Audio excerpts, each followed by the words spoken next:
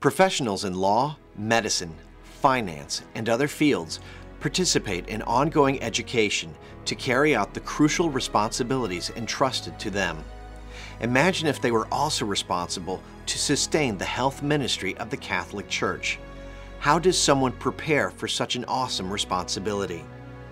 Formation helps prepare sponsors for this vital role by providing an understanding of canon law and the theological and moral teachings of the Church. Formation also offers rich opportunities for spiritual growth and development to help people carry out their call to serve the Church and the community. Sponsor formation experience was a godsend. The most important thing formation did for me is help erase the self-doubts of why me for sponsor. There's so many other more qualified people, why me? And it helps replace that question with, I hear you calling my name, and saying yes to that. When you talk about formation, you are taking the clay of a person's life and trying to mold it into something that is beautiful and functional and helpful to the Church. We have to be really engaged with our lay partners. Other than women religious, men and women who feel called to the ministry, who see something here that strikes their hearts, gives them energy, gives them focus, that they really and truly appreciate the opportunity to serve. I think it would be helpful in the formation of sponsors or sponsor candidates to understand something about how the Church thinks today. And I think we want people to enter in with the idea that they have a fiduciary responsibility, that this is going to be a ministry, and ministries can be variously defined. What are going to be the expectations in terms of what they bring to the table? A key part of formation involves prayer, reflection, and discussion. Spiritual formation doesn't happen all at once. It takes place over time. One never finishes formation, for one is never fully formed. Ongoing formation is very, very important. Just like our faith journey, it doesn't end. You either move forward or you slip back. Consistent across all those programs is an extended opportunity for conversation, reflection, prayer, discernment around key aspects of the sponsorship ministry. That would include things like understanding and experiencing and naming for oneself one's call. It would include what is the Church's responsibility to serve ministry. What are the fundamental social teachings and principles that inform the works that we do?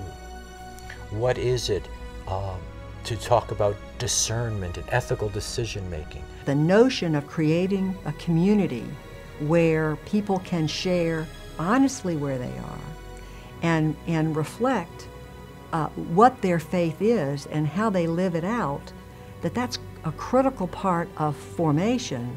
It's also a critical part of a person coming to the place where they understand their own call and they're able to commit. And we can't do that by ourselves. We have to do that in a community with others. So you need to set aside time to really be exposed to that kind of education and learning, and then to talk about it with others that are involved in that kind of work so you can learn from it. And then have time to reflect and pray. So it's not just education, it's really a formation experience that's blended with the education. Through formation, sponsors take on their role individually and as a group, using their unique gifts or charisms. Laity often bring a really breadth of vision to the work. Sometimes we have a dean of a school of nursing who brings a certain perspective. We have a member who has done planning across healthcare, not just Catholic healthcare. In the clinical arena, physicians bring their clinical expertise. A physician will take it right down to what does this mean at the bedside. From their own business background or management background or whatever, they bring a real insight. Sponsorship boards will have to have different kinds of people with different kinds of expertise, because each one of them is going to have to be a sentinel looking out across the community for things that they can do to help that community and assist the internal workings of the ministry better meet its obligations and its dreams for better care and those kinds of things. If we're going to be recruiting sponsors or sponsor candidates, we have to let them know that we value their language. They may be intimidated that they don't know, in a formal sense, ethics or theology, but they'll have formation opportunities to learn that they know more than they think, and that their experience is absolutely invaluable.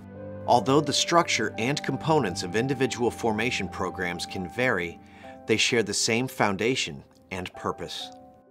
And it begins with the dignity of the human person, treating each person as a whole, mind, body, and soul, how important our sense of community and the common good is, our care and our special attention to the poor and the vulnerable, our commitment to social justice, our commitment to the Catholic Church, and the fact that we are in communion with all other workers within the Catholic Church and the hierarchy. The gospel teachings, the ethical and religious directives, the social teachings of the Church, the major encyclicals that involve health care, the unions, the labor movement, ritual, whether it's the liturgy or prayer services or what have you. You can go to the governance board and get governance skills, but who's going to help you learn about fundamental option for the poor? Who's going to help you learn about common good and how that is carried out in the organization? You don't learn these things overnight, right? And more often than not, there's seeds that are planted with you to cause you to think more deeply about how it is you're going to sponsor your ministries as well. That's what we as board members are expected to do, to become students of the ministry. Are we really contributing to the needs of this community at this time? How is it that we can respond in a different way, perhaps in a better way? How is it that we can be prophetic in this community and sometimes challenge structures that are in place? How is it that we challenge management, leadership in the organization to be aligned differently? How is it that the resources that are given to us are used appropriately to further the ministry rather than to further the benefit of any individual in the ministry? Those are not easy questions, but sponsors have a responsibility to continue asking them to ensure that they are creating a future of hope for all those who partner with them in this ministry. One of the things that's been fun for me is to watch the growth of lay leadership, to watch the commitment of people who all of a sudden are discovering, I'm a leader in Catholic healthcare. The sponsorship boards are full of people who usually are running their own business, and they're very goal-oriented and driven toward those things. So they want some metrics, they want measurables. And so they're not just getting together to talk kind words and to be nice people and to talk over the life of the founding saint of whatever organization that you're working for. They're very much goal-oriented and they love what they're doing.